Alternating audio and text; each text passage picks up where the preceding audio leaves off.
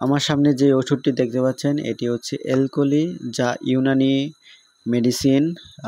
এটি হচ্ছে Hamdard laboratories Bangladesh limited, এই কোম্পানি তৈরি করে থাকে। শুধু এটি মূল যে কারণে আমরা খেয়ে থাকি তা হচ্ছে প্রস্রাবে জ্বালাপোড়া, প্রস্রাব আটকে গেলে এবং জন্ডিসের জন্য, লিভার প্রতিবন্ধকতা, এইসবের জন্য এই ওষুধটিও খাওয়া হয়। এটি হচ্ছে আমরা মূলত প্রস্রাব আটকে গেলে বা লিভার প্রস্রাবে জ্বালাপোড়া থাকলে এটা খেলে তাড়াতাড়ি কাজ করে, খুব তাড়াতাড়ি কাজ করে। আর হচ্ছে এটা খাওয়ার নিয়ম, যত পরিমাণ ওষুধ দেওয়া হবে সমপরিমাণ পানিতে মিশিয়ে তা খেতে হবে, এটা হচ্ছে নিয়ম।